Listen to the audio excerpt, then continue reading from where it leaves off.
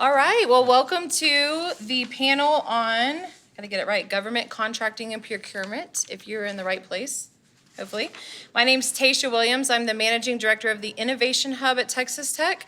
We launch startup companies, so if you haven't visited us, we'd love to host you for a tour. We're on 4th Street, and we serve faculty, students of Texas Tech, staff, but also the community. And so we have some of our startups in the room. And so we have funding, competitions, grants, all of that to launch small businesses and startups. So come see us, and that's where I'm from. And so now let me introduce you to your expert panelists. I'm glad they're the ones answering these questions because they are experts. So first we'll start with Rich Lyles. Am I saying that right? Yeah. Okay, Rich is, and if I get your bio wrong, I'm going to give you a chance to tell more about yourself. So Rich is the current program director for the Northwest Texas Procurement Technical Assistance Program, PTAC. Is that how you say it, PTAC? PTAC, Okay, all right. And he's based in Abilene. He has a degree from the University of Las Vegas in Business Administration. Rich served as the CFO and general manager for 2 small defense contractors based in Southern Nevada for 17 years. Then he moved into the role of government contracts advisor for the Nevada Governor's Office of Economic Development for 5 years. Then he worked with the Wyoming PTAC program for 2 years before coming to Abilene in 2020. So we're glad you're in Texas. I'm happy That's to be good. here. You finally found your way home. It's really great. Rich enjoys working with the small business community on issues related to government contracting. He has immense knowledge in this area and will be able to provide a lot of insights. So you guys are in good hands today. And then before you get a chance, I'll introduce Todd Merriman. Did I say that right? Todd Merriman. Okay. Yes, Sam, absolutely. Todd serves as the Tech Buy Purchasing Field Rep for Region 13 Education. 16. 16. Oh, 16, Regional Education Center in Amarillo. He has been in the position for 5 years. He spent 15 years as the account manager for Unilever? Unilever, okay. I looked that up. I could not figure out what that was. Unilever, working in consumer products. It's a big company, though. It's a big company. Yeah. Then moved into education and worked with recruiting high school seniors to different trade schools, all before starting his career with Region 16. He received his BA in Literature from Oral Roberts University and an MBA from Keller Graduate School of Business. Okay, so he has a lot of experience working with vendors throughout the state of Texas to assist contracts including school districts, municipalities, counties, universities, and nonprofits. So you guys are in really good hands with these guys. And so I'm going to pass it over to Rich. If there's anything I missed you want to share and just kind of your day job and what you do. Okay, thanks. I just want to add one thing. I have both my undergrad and my grad degrees from the University of Nevada at Las Vegas. So 60-degree winters and 126-degree summers. Mm-hmm. That's the best. And traffic that would make someone from Los Angeles actually pretty happy. Yeah. So anyway, just some basic stuff about our program, the Procurement Technical Assistance Center. We're one of now 94 PTACs around the country. And basically, in a nutshell, if I could do a mission statement of what we do, is we help businesses of all sizes, whether small businesses or large businesses, whether you've been in business for 40 years or whether you've been in business for 40 days. Mm-hmm. We are here to help you with your public contracting endeavors. So we will help you with everything from working to do business with state governments, local governments, federal government, military, Department of Defense. We're funded in part by the United States Department of Defense through the Office of Secretary of Defense. Mm-hmm. And we will assist you in all of your contracting endeavors. We are a free resource through Texas Tech. And so the price is right. It's already been paid for by federal and state tax dollars. So we're all Texas Tech employees. And we will help you start doing business with the government or do more business. And that's pretty much what we do in a nutshell. And we'll get into more specifics as we go through probably some of the questions. Mm-hmm. Hey, Todd? Yes, and again, my name is Todd Merriman. I'm actually employed by Region 16 Educational Service Center. And I don't know if you guys kind of understand the service center world for education, but there are 20 service centers in the state of Texas. Lubbock is Service Center 17. Down in the middle of Odessa, it's Service 18. And in Amarillo, it's Regional Service Center 16. And so we run a purchasing cooperative out of our service center that Region 17 uses, Lubbock ISD, Texas Tech, South Plains College. We're a statewide purchasing cooperative. And so we procure contracts, and then our vendors can sell their goods and services through contracts that we procure.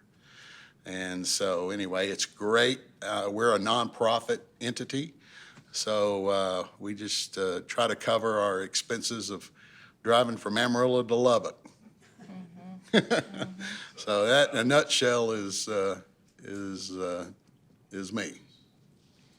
All right, so we'll get into some of the questions, and I'm just going to throw them out there. I think you guys know where you sit in your expertise, so feel free to chime in and work off each other there so we can get the best takeaways today, and then just start thinking of some questions. We've got a lot of time at the end that you guys can direct your questions. So what would I need to do to start a business or start doing business with a government agency? Well, it really kind of depends on whether you're looking at the federal government, state government, local governments. If you're working with the federal government, the very first thing you're going to need to do is become registered in what's called the System for Award Management, or SAM, S-A-M. The website is an online system, it's a database.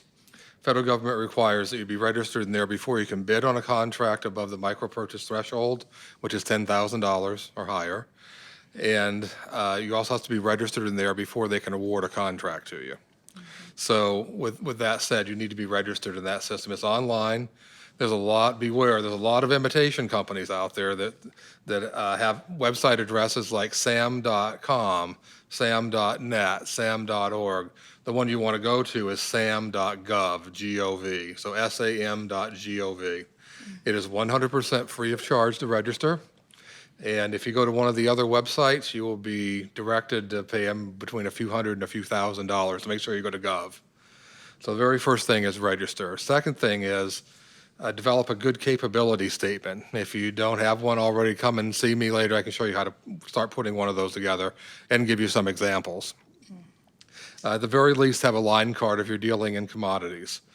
So get registered and have your literature ready to go for the government. And that's the very first step.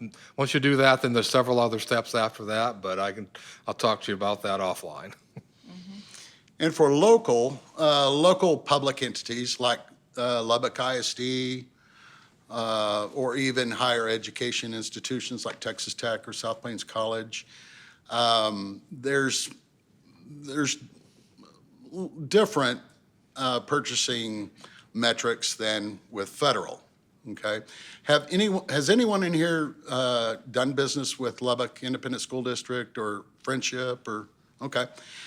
So typically a school district, one thing that I always want to, emphasize is that, our school districts are using public funds. They're using our tax dollars, our money, right?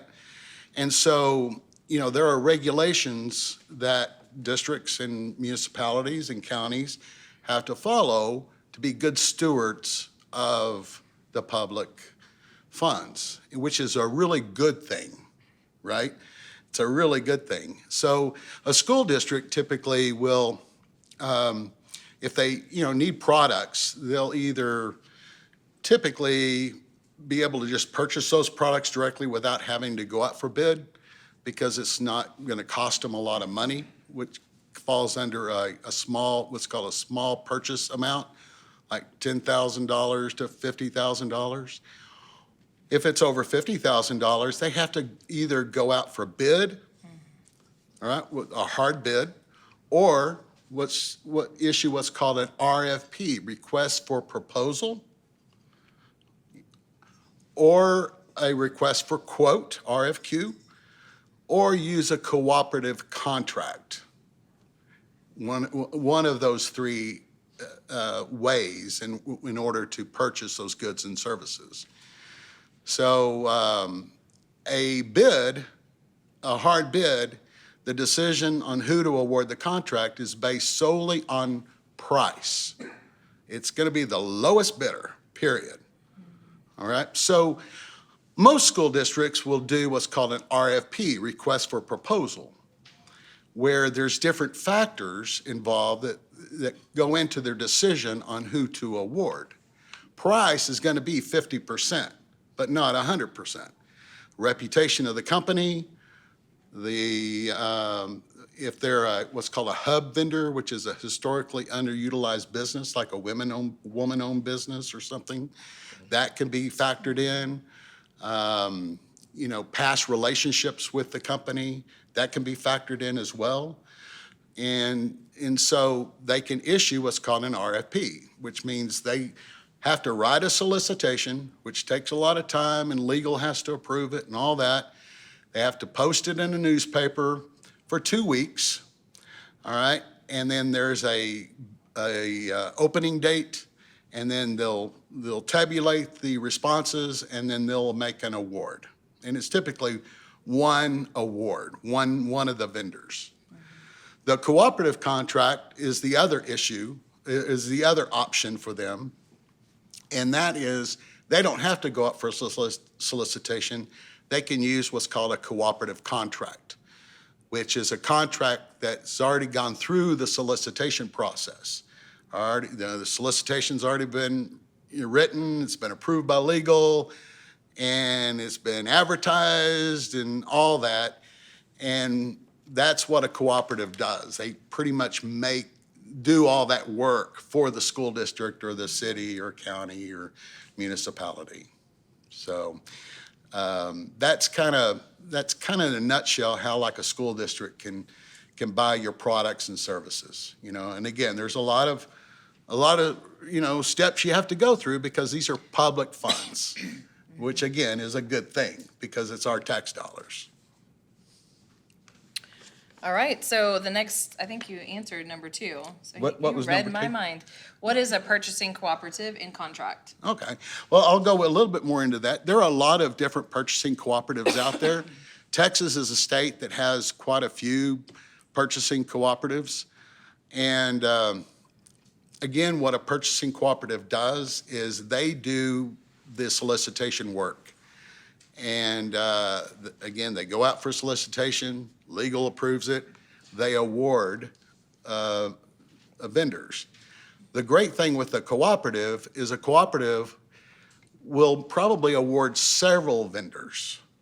Okay, for example, we just went out for solicitation for a category and we had about, I can't remember how many respondents, but we're actually awarding 30 vendors, and these are instructional supplies. And there's a lot of different book companies out there and instructional supply companies out there. We're awarding like 30 different vendors because we want to give our members, which is like Lubbock ISD, Texas Tech, Friendship ISD, we want to give all of our members as many options, as many contracts and choices for them to use. So all they have to do is if you're an awarded vendor, all they have to do is contact you, get your pricing, and issue you a PO. They can spend $100,000. And legally, their purchases are compliant because we've done the solicitation work. We made sure that it's a legitimate vendor, that, all the T's are crossed and all the I's are dotted. So. Well, I'd just like to add one thing to that about the purchasing cooperatives. One thing I think there's some confusion is the process on how a vendor goes about getting work on these or under these. It's really a 2-step process. So you have to get a contract on, through one of the purchasing cooperatives. Then once you have that, you need to take that around and market that contract to the individual members of that purchasing cooperative. So like Lubbock Independent School District and Texas Tech and West Texas A&M and whoever else is out there that you want to market it to. So it's really kind of a 2-step process. And I think, and I've seen a number of companies, they get their contract on the cooperative. Hey, this is great. But if they don't market it, they don't really see a huge benefit out of it. So, Great. Okay, so how do I become an awarded purchasing cooperative contracted vendor? Well, again, like Rich was talking about, it's, there's a lot of, many times, especially smaller companies, smaller vendor companies, they think, oh, it's going to be easy, fill out a form, and I'm part of the cooperative. And it's not quite that easy, okay? Again, this contract is a public procurement solicitation, okay? So basically what you have to do as a vendor, you have to respond to an open solicitation that the cooperative has open, okay? And there's going to be a date, a time and a date that your proposal has to be submitted. If it comes in an hour later, it's not even going to be considered because, again, these are legal issues, right? So you respond to that solicitation, and then the decision, the committee then will evaluate all the solicitations that come in, and then a recommendation for award is presented to our board of directors or the board of directors for the cooperative for award. The board of directors then makes the award, and then you're an awarded vendor. We'll have a lot of times a lot of vendors will go on, they'll meet with a school district, like New Deal or whatever, and the school districts always want the vendors typically to be on a cooperative because it makes their job so much easier to buy your products. And so they'll tell the vendor, yeah, you need to get on TextBuy. So the vendor goes on our website, fills out a vendor information form that pretty much clearly says, filling this out won't make you an awarded vendor. You'll be notified of open solicitations that come down the line, right? And then, but they don't read the fine print, or it's not really fine print, but they won't read it. And then they'll go back to the school district, goes, hey, I'm a TextBuy vendor, I filled out the form, And then we'll get a phone call from the school district, and it's like, hey, XYZ company said they're awarded vendor. No, they're not. They filled out a vendor information form. They're going to be notified when we go out for solicitation. So the challenge for a vendor, to be really honest with you, and is, a contract is typically a one-year contract with 3 one-year extensions. So let's say you're doing business in technology products.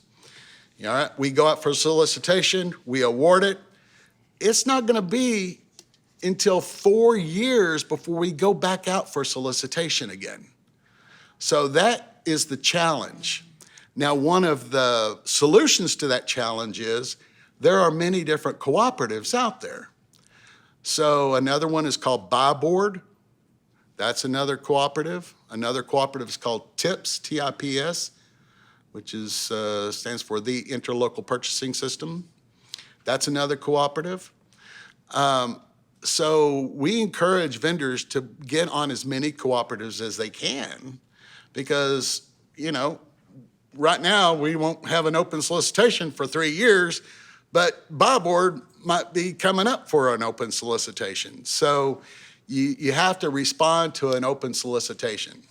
And then the other piece I will just say real quick is, and Rich and I were talking about this too earlier, is with public procurement and solicitations, there's going to be a lot of paperwork.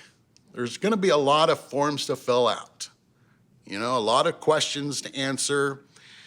And so it's definitely worth the effort, worth it 100%.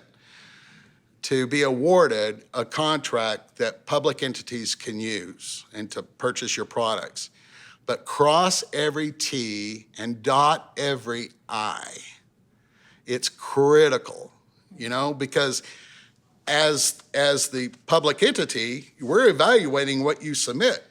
And if it's not complete, sorry, we're not going to call you and say, I'm sorry, this isn't complete. You're not awarded, We had one vendor that submitted proposal, and there was no pricing. It's like, really? You know, it's like, huh. And so anyway, it's really important. It's well worth the effort, but you really need to fill all the forms out completely, you know, because there are a lot of it's a regulatory issue. All right, and I'll say one thing, like, when I was in the private sector, we filled out this really great response to a solicitation, had all the pricing in it, everything else. It only had one little thing missing off of it, my signature. So you can imagine how far that went, all that effort and just gone, non-responsive. So the only thing I'll add to that, I was tempted to say what he said because that really covered it. But the only thing I'll really add to that is with all the paperwork that there is out there, please feel free to reach out to us. We will help you work through it step by step by step if you need it. So that's what we're here to help you do. Great. All right, so can you tell us about socioeconomic certifications for a business? Yes, there are socioeconomic programs that kind of fall into three categories, certifications: for federal government, for state government, state and local governments, and then also for the private sector. I'll start off really fast with the private sector. There's one in particular called it's the Minority Business Certification through National Minority Supplier Development Council. That certification is good for the private sector. It will not be, it's not good, it will not be, doesn't work in the federal government or state and local governments. So there's bear with me one second. Then you have the federal socioeconomic programs, and those are, well, in a nutshell, small business, although there's no formal application for that. You become a small business just by filling out the paperwork and registering in SAM, the System for Award Management. Then there's woman-owned small business. Then there's economically disadvantaged woman-owned small business, and I'll come back to that in just a second. There's another one called Hub Zone, which is not to be confused with the Texas Hub, because there's two certification programs with the same acronym that stands for the same thing, but they're two different programs. And so there's Federal Hub Zone, which stands for Historically Underutilized Business Zone. There's another one called 8A, the number 8 and the letter A, and for socially and economically disadvantaged business concerns. So those are the federal socioeconomic ones. For the state, there is the state hub, Texas Hub certification. It also stands for Historically Underutilized Business. There is the DBE, Disadvantaged Business Enterprise, which is through Texas Department of Transportation. And then there's another fairly obscure one called Small Business Enterprise, also through Texas Department of Transportation. Now that one is only utilized if you have a highway project that is paid for entirely out of state and local funds. So if no federal funds are involved, then the Small Business Enterprise through TxDOT can come into play. So I want to jump back real quickly to economically disadvantaged woman-owned small business. Does anybody know how the federal government defines economically disadvantaged for this particular program? Okay, this is how economic disadvantage is. And I used to have a field day with this years ago because there used to be two different programs that had economic disadvantage components to them, the 8A program and the economic disadvantaged woman-owned, and they still do. But back in the day, they were passed under two different Congresses, which means that they had two different definitions for economically disadvantaged. But a couple of years ago, they consolidated it, so there's only one now. And it's three criteria. If you have annual income of $350,000 or less over the past 3 years, your total assets are less than $6 million, and the net worth of your personal net worth is less than $750,000, not counting the equity in your primary residence or the equity in your business or retirement accounts, then you are considered economically disadvantaged by definition, which probably accounts for 96% of the individuals in the United States. So the first criteria was, average annual income of less than $350,000 per year, personal income, yes. I'm sorry, say that again? Can you repeat? Certainly. The very first one is $350,000 or less in personal income for the last 3 years. So that's an average per year. The second is total assets equaling $6 million or less. And then the third criteria is personal net worth of $750,000 or less. Those are the three.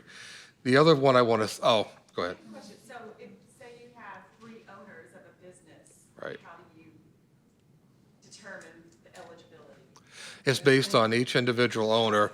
The owners, at least 51% of the ownership of that company has to meet that criteria. So for example, let's say it was, well, okay, it's a woman-owned small business. You have 2 women who are owners, each with 30% ownership interest. You have 1 male owner at 40%. The 2 women totaling 60% ownership interest, if they both individually meet the criteria, then it meets the criteria. Oh, and then the last thing I was going to mention is just a little anomaly with the Texas Hub.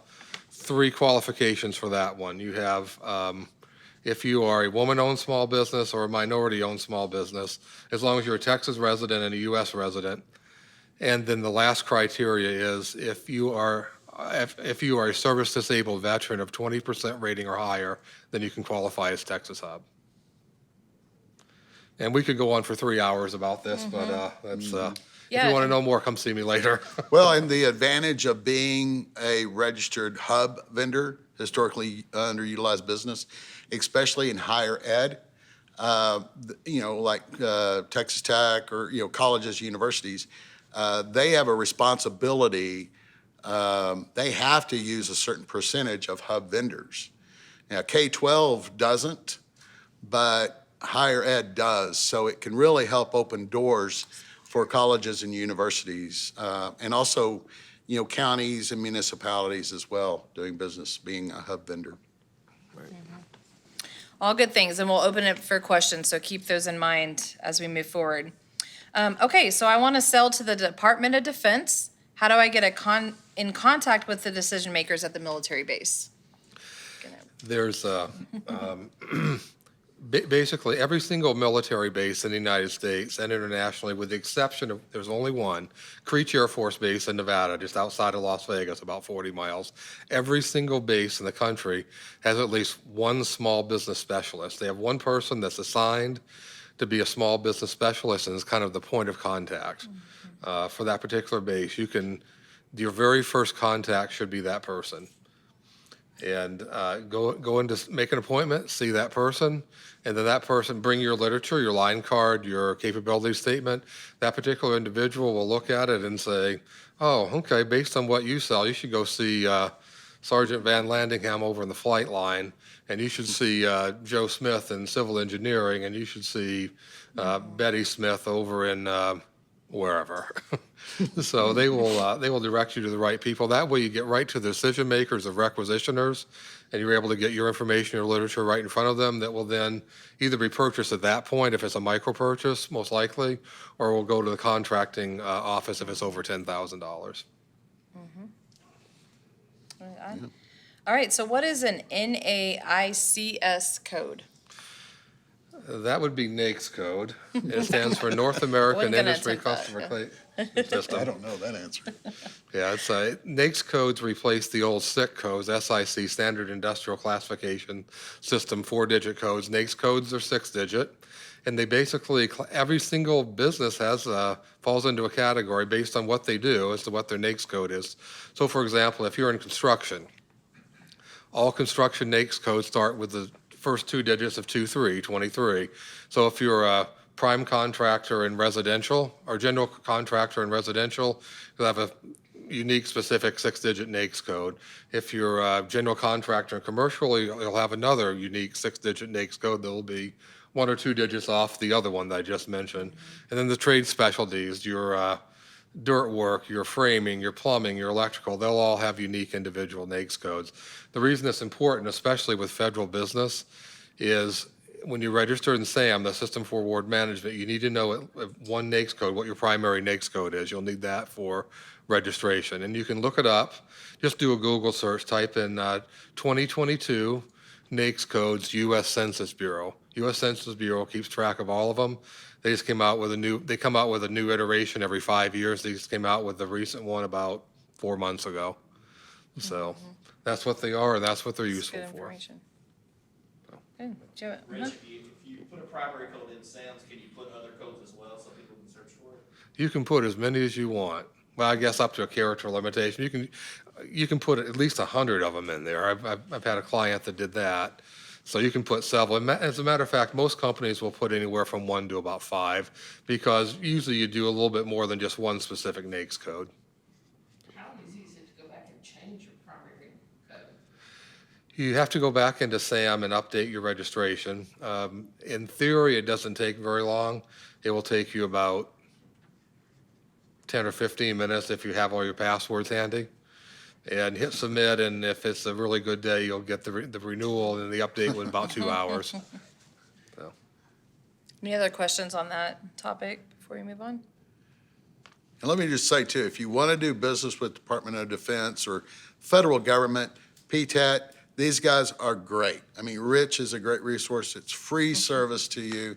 It's definitely worth reaching out because again, there's a lot of T's to cross and a lot of I's to dot, and there's a process involved. So it's a great service. So does that include the VA here? I'm sorry, say that with the VA again? Does that include the VA here? Doesn't include the VA. Oh, the NAICS codes? Or? If you were gonna bid on the VA job, would they also come see you maybe to get certification? Oh, yes, absolutely. Yeah. In fact, that brings up a really good point. There's something I forgot to mention with the last one because we were going kind of long on it, but specifically for veteran-owned, if you are thinking about becoming certified as either a veteran-owned small business or a service-disabled veteran-owned small business, do it right now. The reason being, and I'm definitely not going to pick on the SBA about this, but the program is moving from the VA, where it's been for a number of years, from the CVE, Center for Verification and Evaluation, to the SBA, and it's another either unfunded completely or minimally funded mandate from Congress, which means it's a very complex program. There's going to be some hurdles. Get certified right now. It'll be good for you because you'll be certified for 3 years, and it'll be good for the SBA. That's one less company. They'll be potentially in a bottleneck. And if we get enough companies to certify now, maybe there won't be a bottleneck. So, and if you're thinking about renew it as soon as you can. Can you be more than one? Can you? Woman-owned? Oh, that's a great question. You can be every single one. Is there a if- percentage amount due that you got to be veteran-owned? As far as a Not veteran, the same person? at least 51% of the ownership has to be veteran-owned. So, yes, and the same is true for all the socioeconomic programs. It has to actually be 51%. It can't be like 50% plus 1. It has to be 51. That's in statute.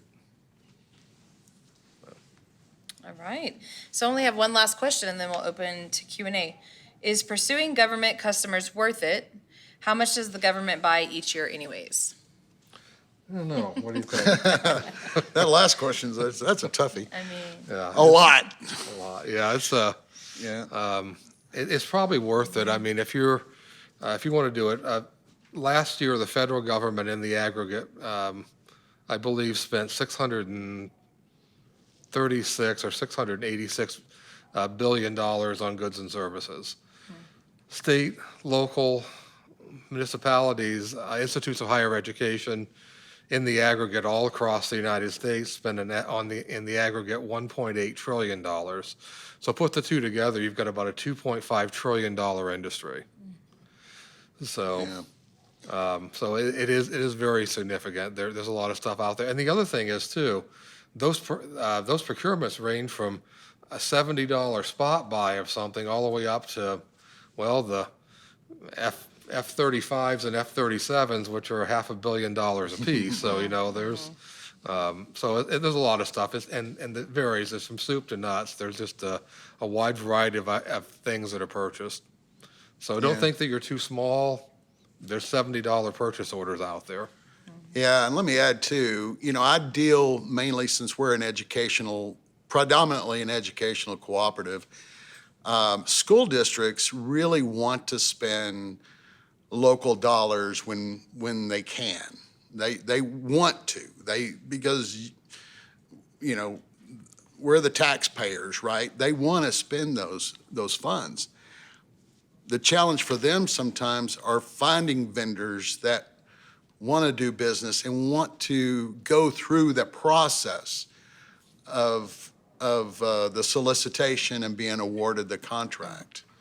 You know, so they find that to be a challenge sometimes. And so that's why a lot of, you know, K-12 districts will, you know, encourage vendors to pursue the cooperative route and be awarded a cooperative contract, because it can open the door for them, it can open the door for every other member of that cooperative.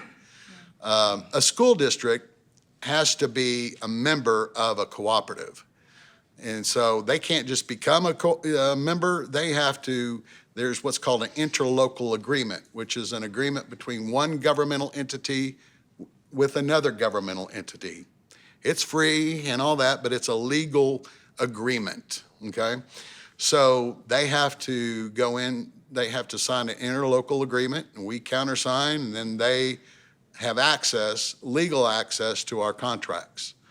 So with school districts, that usually requires what's called a board resolution. So the school board has to meet, and they have to give the approval for the district to enter into a interlocal agreement with another governmental entity, which is not it's an easy process, but it's just another step, you know? So we have districts almost every week that contact us, and, you know, they want to become a member because there's one vendor that we have under contract that they want to do business with, you know?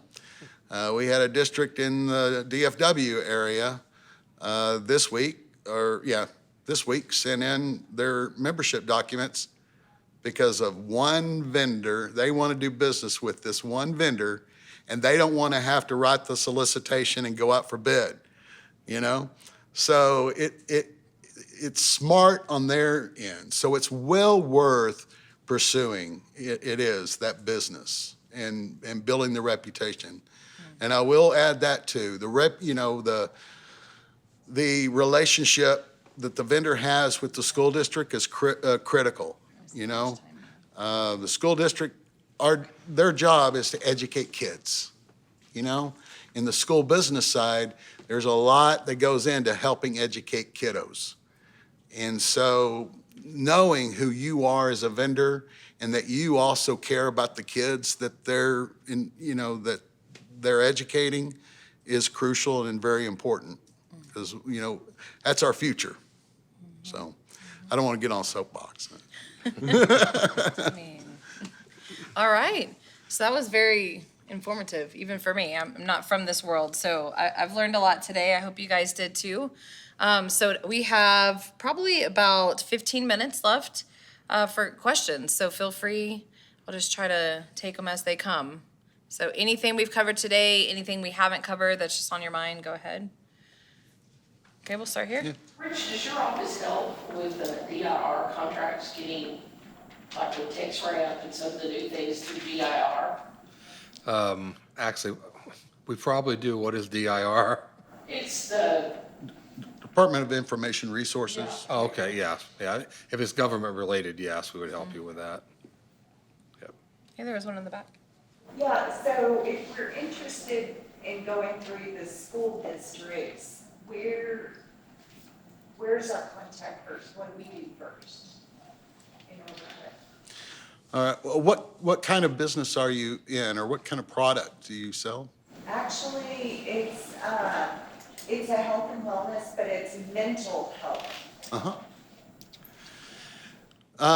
There's going to be, especially right now, that's a very high demand area in the education field, you know, for mental health and health awareness. And there's going to be cooperatives that are going out for solicitation in that area. And there's going to be school districts that are going out for solicitation in that area as well. So typically, you want to look on the website for school districts to see if the district's actually going out for solicitation and health and wellness, mental health and wellness category. And then also look at the purchasing cooperatives as well on their websites. And I would suggest Buy Board Purchasing Cooperative, BUIBOARD, and TIPS, the Interlocal Purchasing System. And then we are TEXBUI, TEXBUI. I know we currently don't have an open solicitation for that, but there will be solicitations. And typically, those solicitations for a category like that, it's going to be a broad solicitation that can cover a lot of area, because it's not writing the specification for a solicitation such as that, it's going to be more of a broad, it covers a lot of area. If it's athletic related, is that a specific? It kind of depends on the athletic solicitation, but most of the time, my experience is most athletic type solicitations are like athletic equipment and athletic turf and things like that. That's going to be more of a generalized type of category, I think. So I would check the school district's websites. They'll have open solicitations posted. And also reach out to the school district as well, to the business office. The business office will be the ones to know kind of the time frame on solicitations. Good question. Anybody else? Okay, go ahead. So I've met kind of some people. So I've got a gentleman here that's starting welders. We've got cotton. We've got the mental health in the back, and I'm a production studio. We design websites. We do radio and TV commercials. We're also in the call centers, and we support 100 different languages with translations.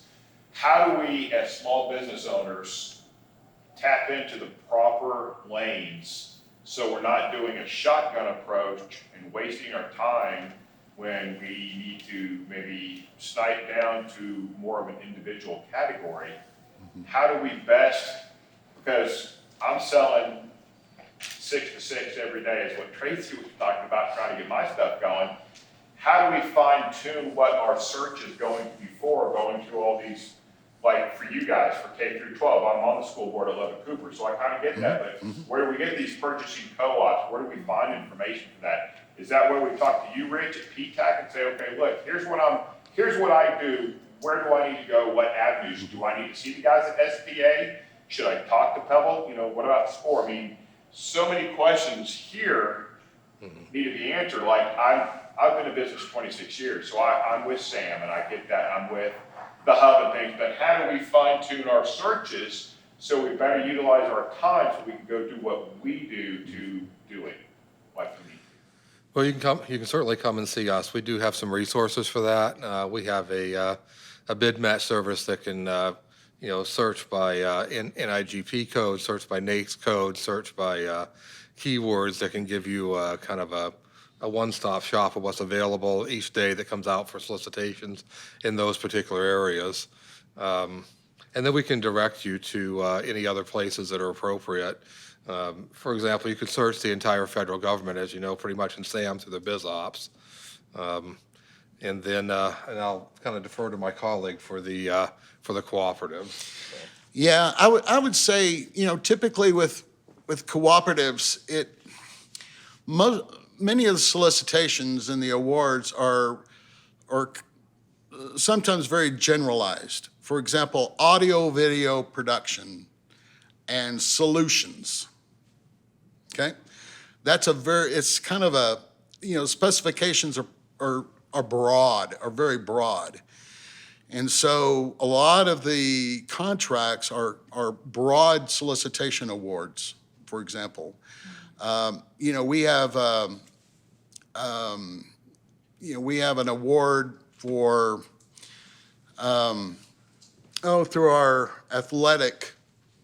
athletic equipment and supplies that it's this company out of Austin that it's little Fitbit type things, you know, that the kids wear and can manage their stress even, their stress level in a classroom by color coding the little Fitbit thing that they're wearing, you know? It's real specific, but it fits under that umbrella of athletic equipment and supplies. You know, we have audio video awards that aren't just audio video, but they're solutions. You know, we have technology solutions award. And there's, you know, technology, there's software, there's hardware, there's so many areas broad. We have a lot of vendors that fall under that solutions award. Does that make sense?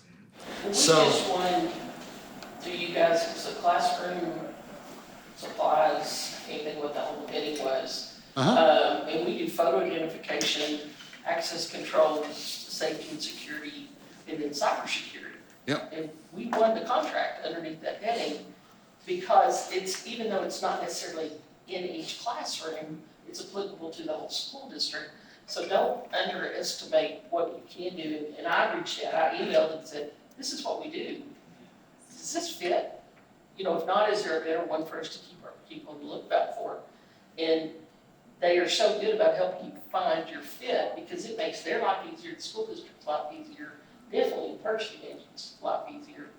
And then at some point in time, if you have a new product that comes in, a lot of times you can go ahead and add that to your existing contract and expand it.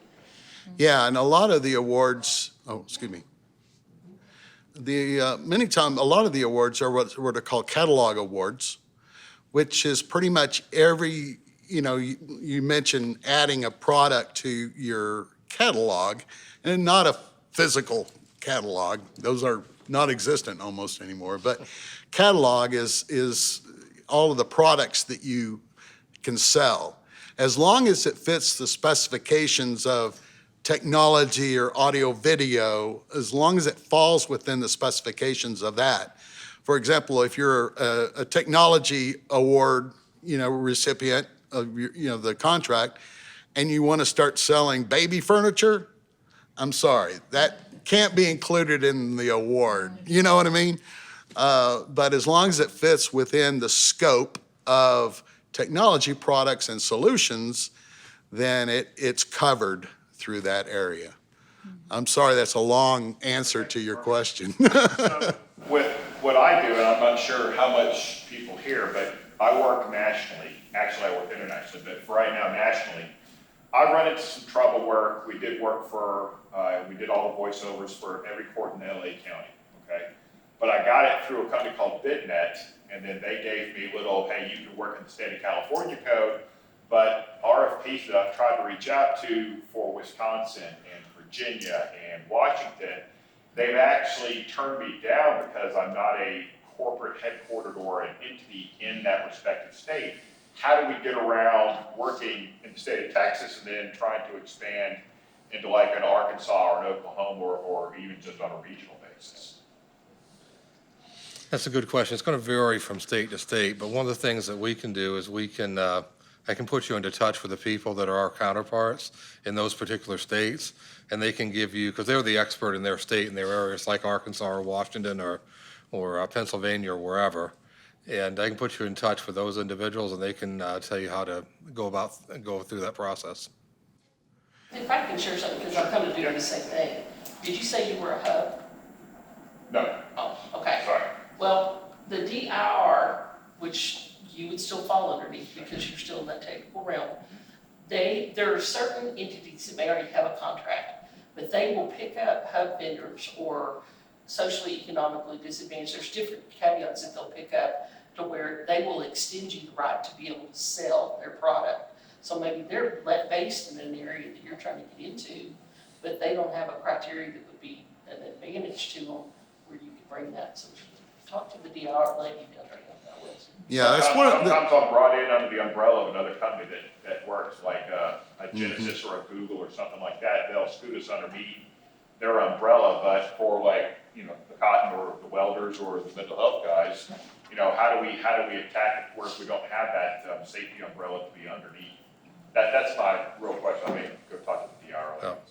The truth of the matter is, when you're looking at a lot of state and local contracting in the various states, it really depends on which state you're looking at. For example, let's take Wyoming and the state of Nevada, for example. They have no local business preferences whatsoever in those states. So if you're in Texas, you're on equal footing with a company in Wyoming that's based in Casper or Sheridan.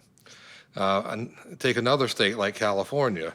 If you're bidding on a project with Los Angeles Department of Water and Power, for example, LADWP project, you could actually have, if you're a local business, you could have up to a 15-point preference with that particular entity that an out-of-state entity will never be able to get because because you have to be headquartered in Los Angeles County.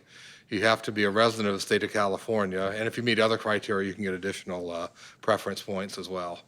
So the truth of the matter is, the one thing that's good about federal contracting is that if you're good for certification and federal contracting qualification, it's going to be good throughout the country and internationally with the U.S. military bases, whereas the individual states, and they have, with good reason, they have a preference for using in-state vendors for those. So sometimes it can be really challenging. And it's going to depend on the state. Yeah, because every state, on state procurement have different regulations and compliance areas. But I will say, we had a school district, actually here in Region 17, that the IT director wanted to purchase, and it's an international vendor. It's a vendor from another country. And it was like cloud-based type product. And so they asked me, it's like, hey, is there any way we can get them through TechSpy or whatever? And it's a technology product. So I contacted one of our awarded technology vendors based in Chicago and said, hey, would you be interested in reaching out to this company about adding their product into your catalog? Well, they did. They reached out. And now that district can buy this cloud-based product from another country through our contract because it became part of their catalog, and it's a technology product. So that would probably be, now it may affect the cost a little bit because you're throwing in another middleman, but that might be a solution, in doing business in another state. Yeah, that gave me kind of one other idea too.